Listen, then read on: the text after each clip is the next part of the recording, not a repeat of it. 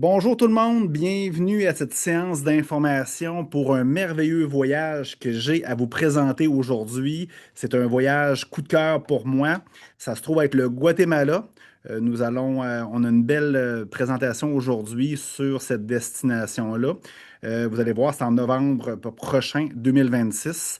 Fait que dans le fond, si vous avez des problématiques avec la présentation, gênez-vous pas, OK, au fur et à mesure de m'écrire ou directement à la fin, je donne toutes mes informations pour pouvoir m'écrire et je suis toujours disponible pour répondre à toutes vos questions simplement et facilement. Alors, comme vous pouvez voir ici à l'écran, oui, c'est un voyage au Guatemala en 2026, principalement en novembre 2026. Les dates, je vais vous les donner immédiatement. Ça se trouve être le 20 novembre jusqu'au 30 novembre. Alors, c'est 10 jours de voyage dans un magnifique pays. Comme on peut voir à l'écran, on voit un volcan, des volcans sur le lac Atitlan, un moment très fort du voyage. Vous allez le voir dans cette présentation. Alors, juste avant de parler du Guatemala, ben, Encaval, c'est quoi? C'est qui? Ben, c'est simple. Encaval, c'est une entreprise que j'ai fondée en 2020 en plein milieu du COVID-19. Vous vous souvenez hein, que la planète a été dans une pandémie. Alors moi, j'ai démarré une entreprise dans l'événementiel en organisant des voyages et des aventures partout sur la planète quand les frontières étaient complètement fermées.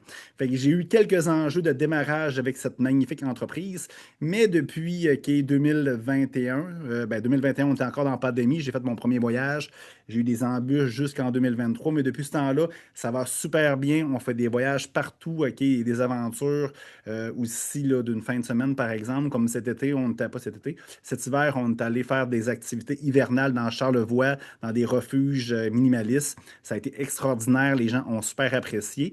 Les voyages à l'international, ben, c'est simple. C'est un voyage où on part sac à dos. C'est un voyage d'aventure. C'est pas un voyage de princesse où on part avec des valises. C'est sac à dos. Il faut que le sac à dos rentre dans l'avion avec toi. C'est-à-dire que dans le fond, ça prend un sac de 40 litres et moins. Fait que c'est pas un sac là, de 100 litres ou une poche de hockey. Là. C'est vraiment un sac minimaliste. Le but, c'est simple, c'est qu'on veut vraiment apporter le strict minimum. Je fais toujours une comparaison avec la vie. Ce que tu traînes comme blessure, comme rôle, comme personnage, ben, tu les traînes avec toi dans la vie. Fait que plus que tu as du stock sur toi, sur tes épaules, ben, plus que tu voyages pas léger, tu marches pas léger, tu ne vis pas léger.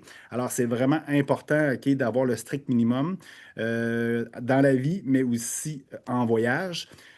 Sac à dos aussi dortoir, c'est-à-dire qu'on dort dans des auberges de jeunesse. C'est pas des auberges là, de luxe comme vous pouvez voir avec des 5 étoiles. C'est pas non plus des hôtels, c'est vraiment des auberges de jeunesse.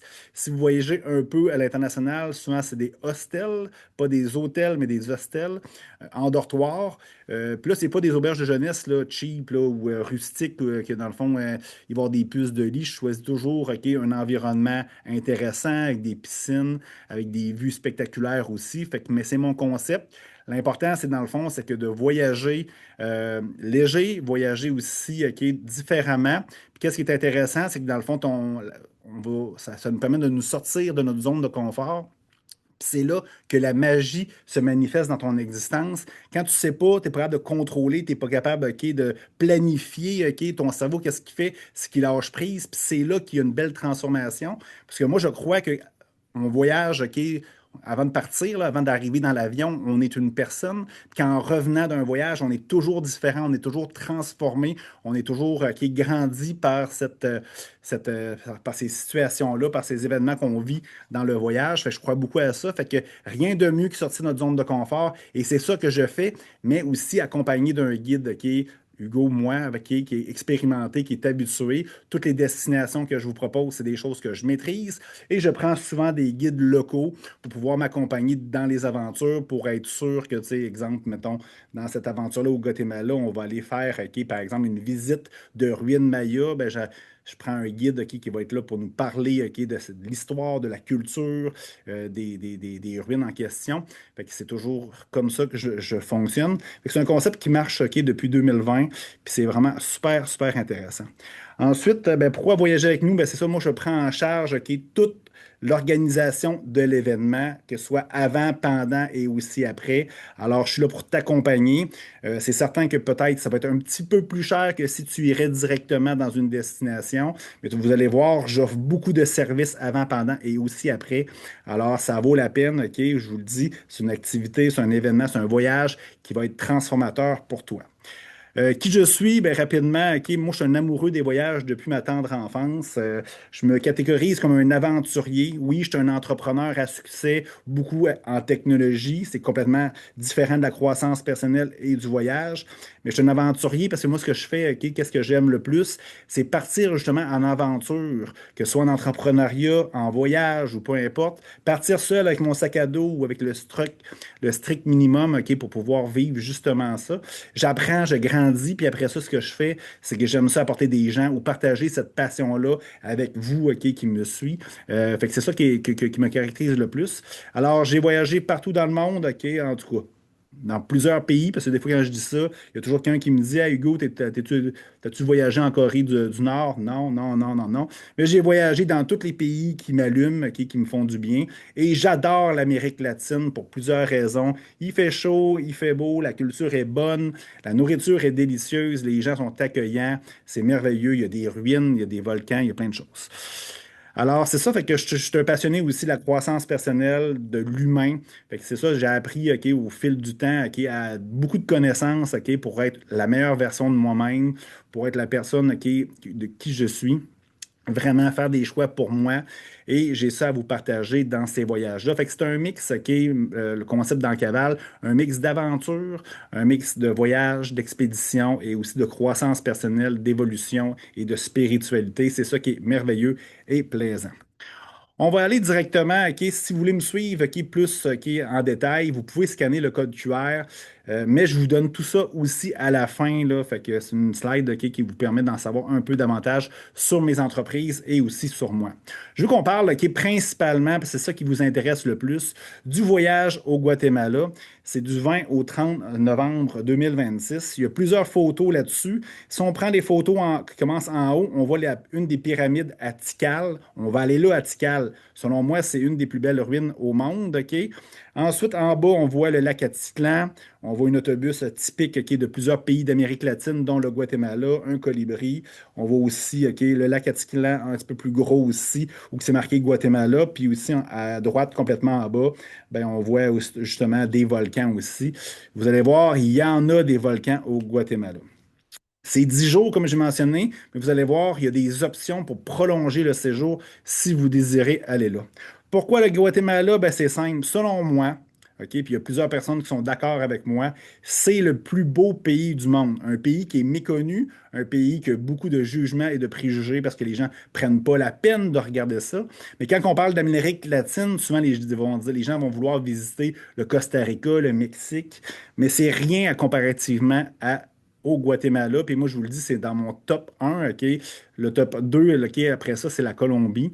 Deux pays méconnus, mais qui vaut vraiment la peine d'être visités. Puis là, aujourd'hui, le Guatemala, ben, je vous le dis, après la présentation, je suis convaincu que vous allez être plus d'accord avec moi que c'est le plus beau pays du monde. Et ensuite, je suis convaincu, si vous venez avec moi en voyage, c'est clair, ça va l'être.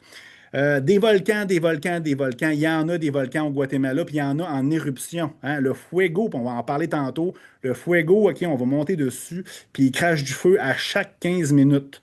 Tu vois l'explosion, tu vois l'éruption, tu vois la boule de feu, les laves qui coulent sur le volcan. Il y en a des volcans. Quand on va au Costa Rica, là, ben, on monte pas, OK, super haut, OK, sur les volcans. Des fois, là, il reste 800 mètres, OK, 1 kilomètre, OK, avant d'arriver au sommet. Là, on arrive au sommet, OK, ou pratiquement au sommet.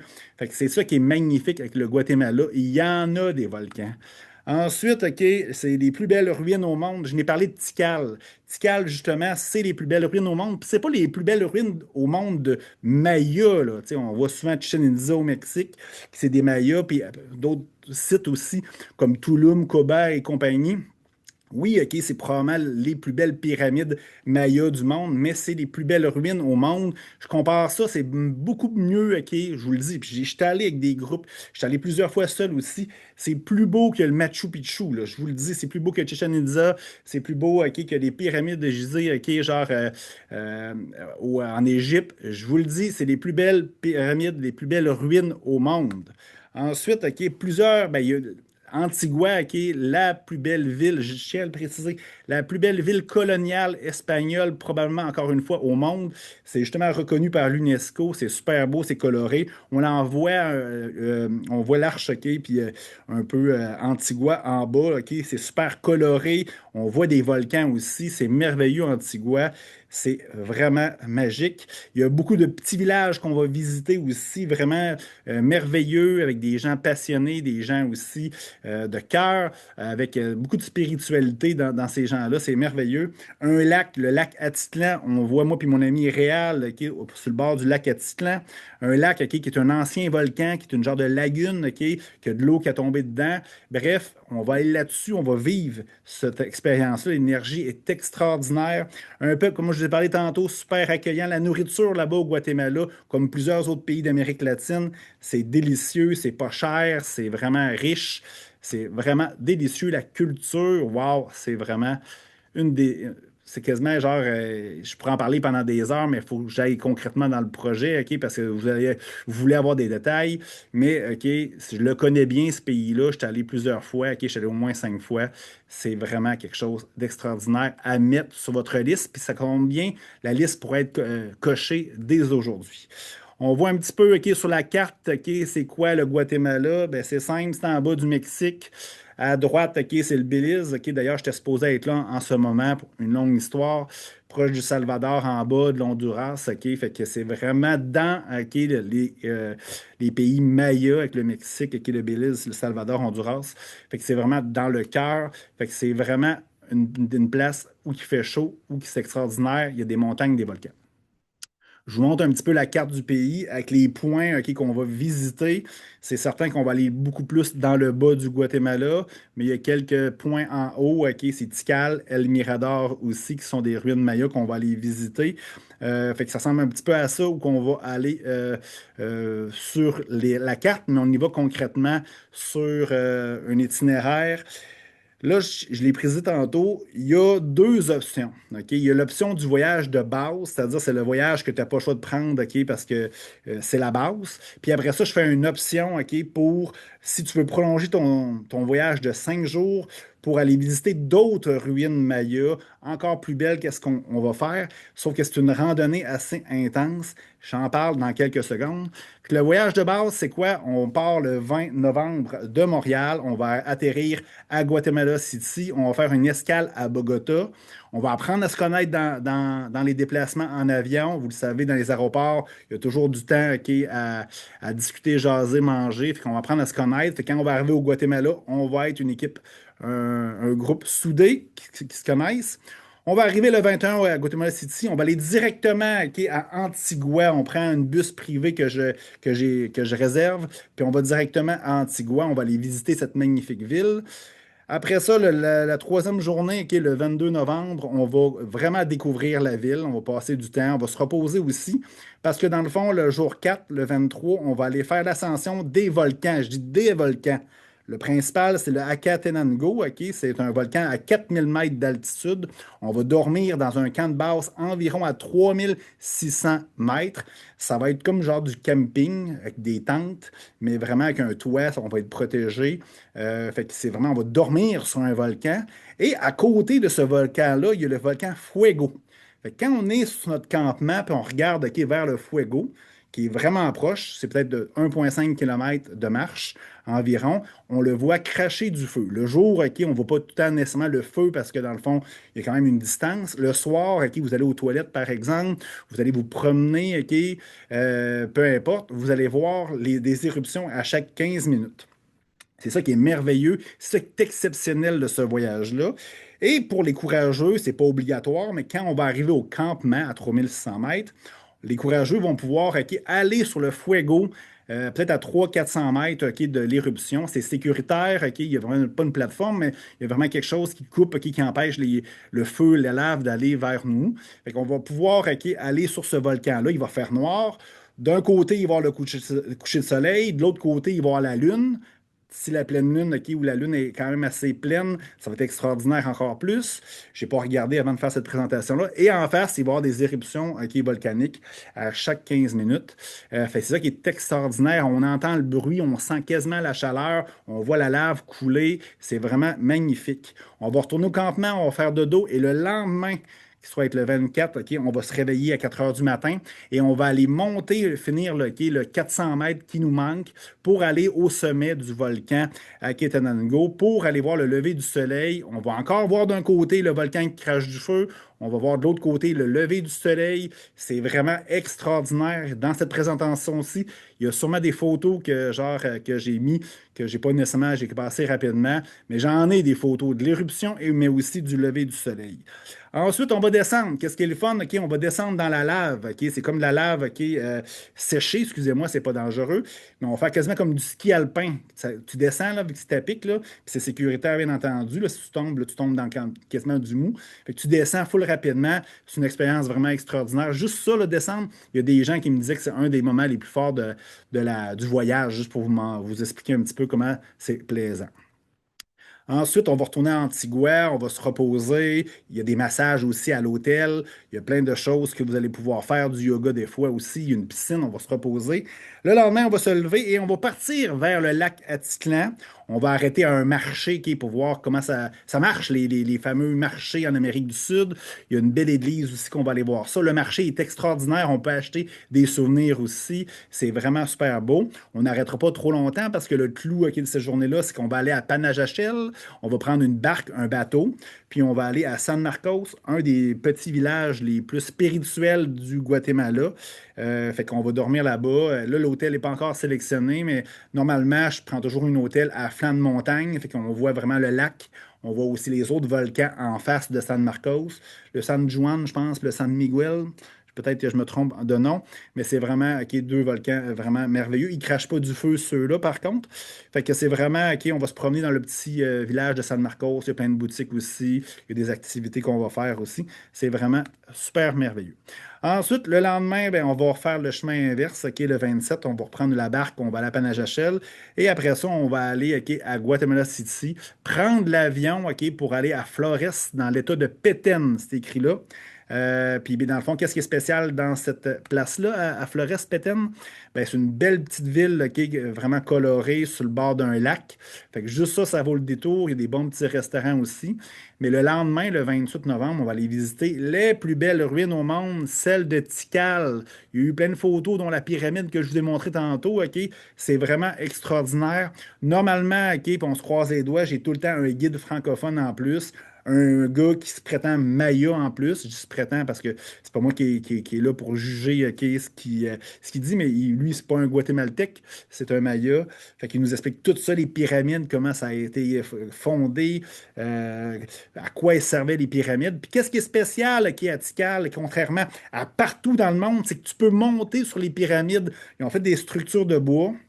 Tu peux quasiment, ben, tu peux toucher à la pyramide. C'est sûr que tu ne montes pas dans les marches, mais tu peux, OK, tu peux monter dans chacune des pyramides en les contournant, en les touchant aussi. Certaines structures, par exemple, qui ne sont pas des pyramides, on peut monter dessus par contre, là. Fait que c'est ça qui est merveilleux, ça qui est beau. Puis c'est un des sites, OK, oui, protégés par l'UNESCO, mais la majorité du site n'est pas encore découvert à 100%, c'est-à-dire qu'ils n'ont pas enlevé la végétation, mais de belles ruines, OK, sont sont présentées, on peut les voir, on peut monter dessus aussi. C'est ça qui est beau. Fait que qu'est-ce qui est le fun, c'est qu'à chaque fois que j'y vais, il y a de la découverte qui se fait. Fait que c'est ça qui est beau, c'est ça qui est merveilleux. Ensuite, après ça, le lendemain, ben, on va se reposer un petit peu, puis après ça, on va partir vers Guatemala City pour le départ, OK, le fameux 30. On va passer OK, une soirée, une journée dans la capitale, mais je ne veux pas nécessairement rester trop longtemps à la capitale. C'est pas une ville nécessairement extraordinaire, en tout cas à mon goût. Tout le reste du voyage est beaucoup mieux là-dessus. Fait que pour ceux qui vont faire le voyage de base, ben, le 30, OK, on va prendre l'avion pour retourner à Montréal, le même type de vol. Guatemala City, Bogota, en Colombie, et on va aller à Montréal par la suite. Fait que c'est le voyage de base. Fait que c'est ça que je propose depuis des années à mes groupes. C'est rodé, je connais toutes les étapes, je connais les guides, je connais tout. C'est rodé à 100%. C'est 10 jours, comme je l'ai mentionné. On le sait qu'on perd la première journée, c'est du déplacement. La dernière journée, c'est aussi du déplacement.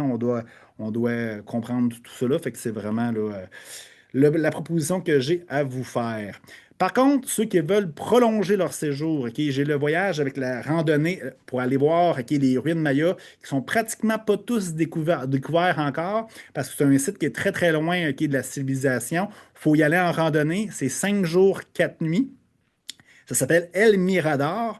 Fait qu'on voit un petit peu en haut à droite OK, les fameuses pyramides. Je vais aller directement, on la voit un petit peu plus ici. Ça, là, ça se trouve la pyramide La Danta. Normalement, il y a des gens qui disent, il y a des experts qui disent que c'est plus gros que les pyramides d'Égypte. C'est la pyramide la plus grosse au monde.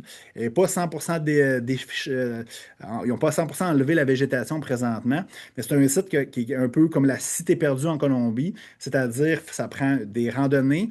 On va dormir dans des campements, fait qu'il faut être un petit peu plus en forme, OK, pour faire ce type de randonnée-là. Le séjour, là, je vais y aller quand même assez rapidement. Ceux qui vont aller, par exemple, le 29, vous avez vu un petit peu, je vais revenir ici. Le 29, ben, on va aller à Guatemala City pour prendre l'avion. Ben, ceux qui vont faire l'option, ben, ils vont rester à Flores pour commencer le trek le 30. Fait que, inquiétez-vous pas, moi, c'est sûr que je vais faire l'option qui est El Mirador, mais je vais vous accompagner dans la fin du processus. Inquiétez-vous pas, c'est simple, c'est facile. J'ai des guides aussi pour m'accompagner là-dedans, fait qu'il n'y aura pas de problématique. Fait que les gens qui vont faire l'option vont rester à Flores le 29. Les autres vont partir vers la capitale.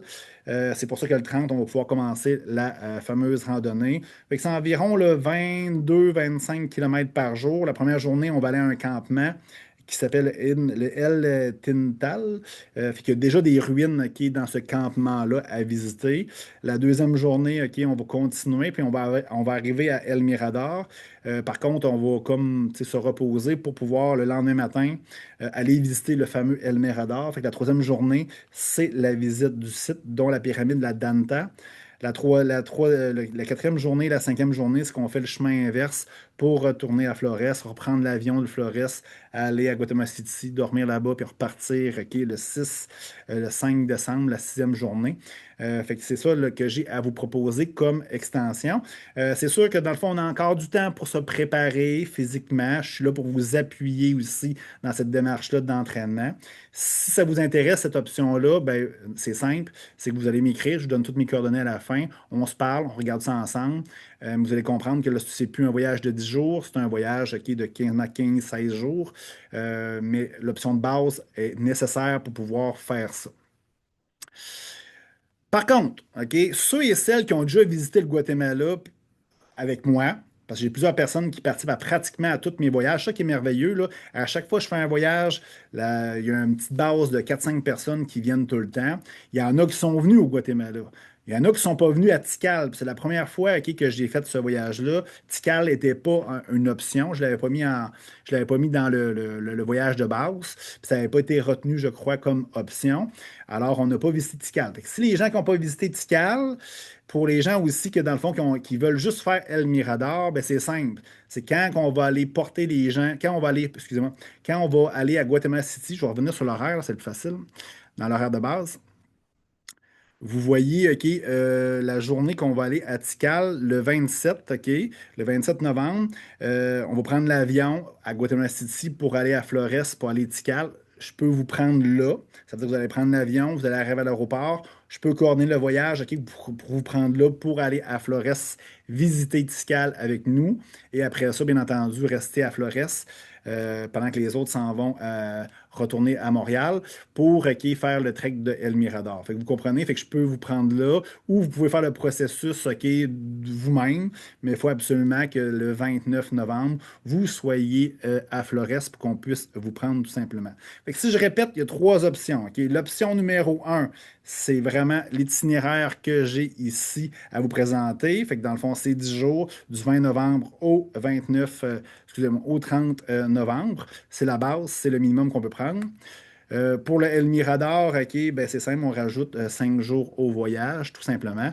Et ceux et celles qui ont déjà fait le Guatemala, qui ne veulent pas revivre toute l'expérience de zéro, je peux m'organiser, OK, pour vous prendre pendant qu'on va aller à Flores, ou vous faites le processus de transport vous-même, comme vous voulez. Fait qu'il y a trois options super intéressantes. Si vous n'êtes jamais venu avec moi, mais vous ne voulez pas le faire, OK, aller à Antigua, puis tout ça, dites-moi-les, OK, je vais vous organiser. Mais moi, ça me prend, OK, au moins 8 personnes dans le voyage de base. Là, j'en ai déjà 4 ou 5 présentement. Ça va se faire facilement. J'en suis convaincu dans les prochaines journées. Il y a d'autres activités autres que je ne vous ai pas parlé, c'est des activités qui sont plus au niveau d'Encaval. C'est qu'à chaque matin, si possible, des fois je dis ça, puis ça ne marche pas dans le voyage parce qu'il y a des déplacements dans cette journée-là où il y a une activité. Mais si c'est possible, ben, on fait toujours une routine matinale, méditation le matin, visualisation, affirmation, entraînement léger.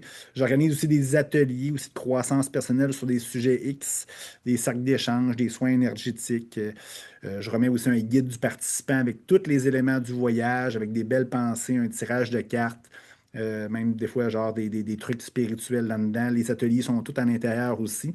Fait que peu importe, même au Kilimanjaro, il n'y avait pas d'atelier parce qu'on n'avait pas le temps de faire des ateliers vu que c'était un voyage plus axé aventure. Il y avait quand même un guide du participant avec des choses que tu pouvais regarder et lire. Mais il y a même des places pour prendre des notes, des textes à lire. Fait que c'est ça qui est merveilleux. J'offre aussi mon service de coaching gratuitement aussi. Je suis avec vous 24 heures sur 24.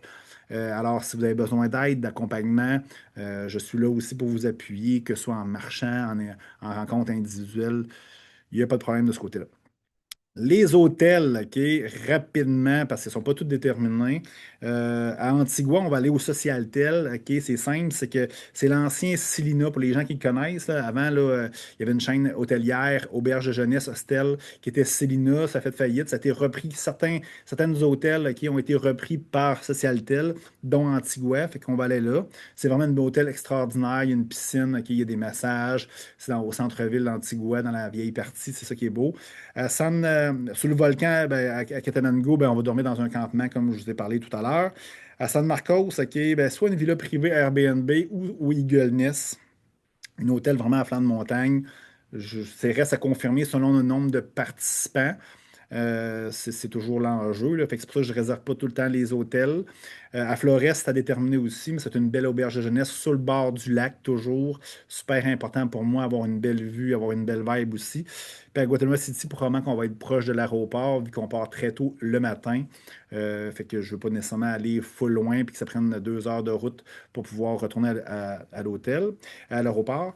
Comme je vous ai dit, c'est en type dortoir. Il y a des possibilités d'upgrader en des chambres privées, mais ça, c'est toujours du cas par cas, s'il y a de la disponibilité, bien entendu. C'est le fameux cahier du participant. Bon, vous voyez un petit peu qu'est-ce que c'est. Je ne vais pas rentrer trop en détail.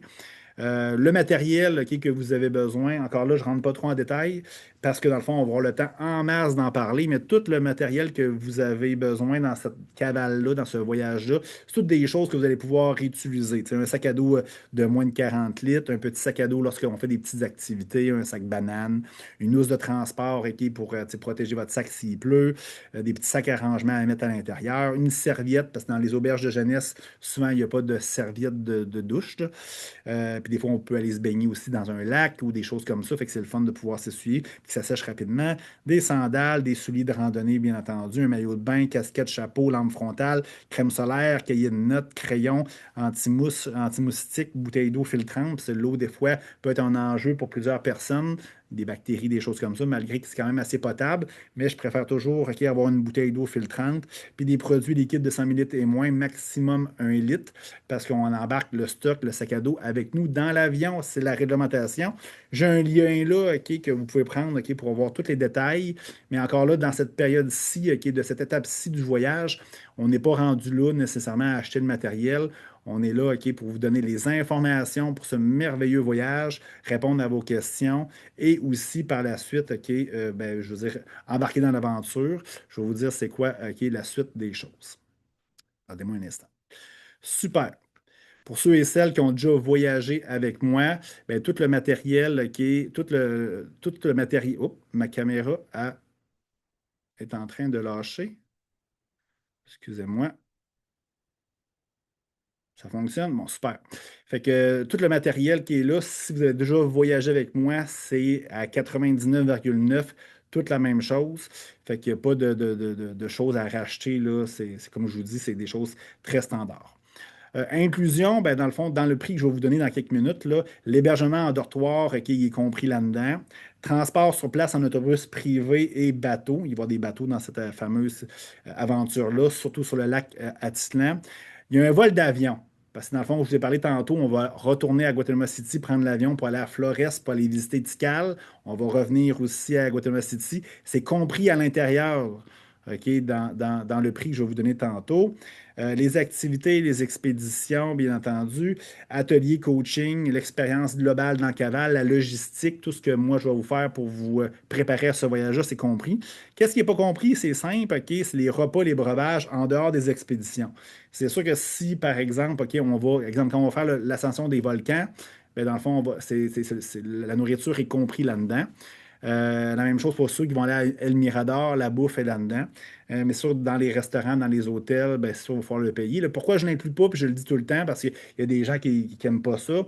Si tu prends un steak, OK, ça va coûter plus cher que si tu prends une petite salade. Si tu prends deux, trois verres de vin, ben, ça va coûter plus cher que si tu prends juste une bière, OK, ou tu prends un verre d'eau. Fait que c'est pour ça, j'aime mieux que les gens choisissent ce qu'ils veulent manger, tout simplement. C'est sûr que dans les expéditions, il n'y a pas nécessairement full de menus, mais si vous êtes végétarien ou vous avez des intolérances alimentaires, vous me le dites, puis on est capable facilement de trouver un moyen pour que, dans le fond, qu'on respecte tout ça pour que vous soyez bien, simplement. Le billet d'avion pour se rendre et retourner n'est pas compris, autre que celui pour aller à Tikal. Les autres dépenses personnelles, parce que c'est beau là-bas à San Marcos, c'est sûr, c'est la place idéale pour acheter des beaux petits souvenirs. Ce n'est pas des souvenirs à trappe touriste, là. Il y a des roches, des pierres, des trucs spirituels. Il y en a pour tous les goûts. Le déplacement en avion, OK, il est trop tôt présentement pour le réserver, mais c'est sûr que plus qu'on le réserve rapidement, moins qu'il va être dispendieux. Quand on départ de Montréal, il y a une escale à Bogota. Le retour, c'est tout simplement l'inverse. Présentement, OK, il est à 800 dollars. Là, j'ai marqué 900 parce que ça peut grimper OK, dans les prochains jours. Mais présentement, il est à 800 dollars. Si vous êtes intéressé tout de suite, là, appelez-moi. Là, je donne toutes les informations pour me contacter. Puis j'ai une agence de voyage qui est attitrée à moi, parce que moi, je ne l'ai pas dit initialement, mais En Cavale n'est pas une agence de voyage. J'utilise des firmes comme, mettons, c'est Ciel d'Azur, mon agence que je donne comme référence. Mais si vous voulez, je vous donne les numéros des vols, puis vous pouvez le faire où que vous voulez. Mais c'est sûr qu'avec Ciel d'Azur, avec Mélissa, c'est sûr que s'il y a un problème, elle est là pour vous appuyer. Je la connais, on a fait quasiment une vingtaine de voyages ensemble, si c'est pas plus. À savoir, l'argent, ben, c'est le Quetzal là-bas. L'argent US est accepté. La carte de crédit aussi, bien entendu, à part dans les expéditions sur le volcan. Les prises électriques, c'est les mêmes qu'au Canada. Les médicaments et vaccins, ben là, tu sais, c'est important de. Il n'y a pas de vaccin et de médicament qui est recommandé pour ce voyage-ci. L'altitude 4000 mètres, c'est pas si pire que ça. Fait que moi, je vous recommande pas de prendre du Diamox, des choses comme ça. Encore là, ceux qui vont participer, je fais des séances d'information plus détaillées comme les médicaments et les vaccins. Là, il n'y a absolument rien présentement. C'est un voyage qui est quand même assez facile. Il y a les vaccins de base, OK, que vous avez besoin au Québec ou que je vous recommande d'avoir au Québec. Toujours avoir une assurance voyage cancellation, mais aussi hospitalisation, médicaments là-bas s'il arrive quelque chose. On n'est jamais à l'abri que de se tordre un pied OK, dans une randonnée ou peu importe. Ça, c'est important. Le passeport, il faut qu'il soit valide 6 mois à partir de la date d'arrivée au Guatemala. Fait que préparez-vous, il y en a qui attendent la dernière minute. Il y a toujours une solution en passant, mais des fois, ça enlève du stress. Le paiement, ben là, j'en parle dans quelques secondes. Puis la responsabilité en cavale, ben, je vais en parler plus lorsque, dans le fond, on va faire les séances d'information des participants. Pour se rendre à l'aéroport, vu que c'est à Montréal, c'est simple, OK, ben, on fait du covoiturage, on s'en parle lors des séances d'information pour les participants. Prix du voyage de base, les 10 jours du 20 au 30 novembre. Fait que dans le fond, le prix, c'est 2540 plus taxes. Il y a des taxes. Fait que c'est non variable jusqu'au 1er septembre 2026.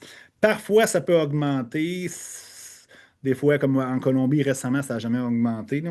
Mais parfois, ça peut augmenter, mais moi, je l'ai fixé OK, pour cette date-là. Ça, c'est le prix OK, pour toutes les inclusions que je vous ai parlé tout à l'heure. L'estimation du billet d'avion OK, est 900 variable selon les compagnies, selon le moment, puis tout ça. Je tiens à le préciser. L'estimation des repas, moi, j'ai des gens qui ça leur coûte 250 C'est pas cher au Guatemala manger, mais là, je mets 500 OK, puis tu peux même inclure peut-être tes dépenses personnelles là-dedans.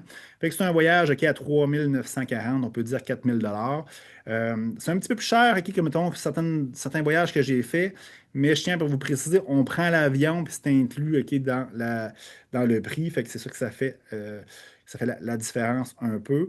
Puis vous allez voir, tu sais, si vous avez déjà voyagé avec moi, mettons, vous avez déjà été au Pérou, en Colombie, le pacing, OK, les éléments qui sont dans le voyage, c'est merveilleux, c'est extraordinaire, là. Puis, tu sais, il y a beaucoup plus de place aussi à se reposer, à visiter. Ceux qui sont venus en Colombie, c'était assez intense en termes d'activité. Au Pérou, la même affaire. J'ai laissé beaucoup de place, OK, à se reposer, à profiter des sites, des hôtels, profiter aussi de ce qu'on va visiter aussi. Fait que c'est ça qui est merveilleux de ce côté-là. Puis, il y a beaucoup de choses variées. Comme je disais, il y a des volcans, il y a des pyramides, il y a un lac. On peut se baigner, tu sais, il y a de la culture, il y a des boutiques. Fait qu'il y a un peu de tout dans ce voyage-là. C'est ça qui est merveilleux. La randonnée, bien entendu, pour ceux qui sont plus aventure. Fait que pratiquement 4 000 OK, pour ce fameux voyage-là. Là, puis, dans le fond, pour garantir votre place, c'est simple, je prends 40.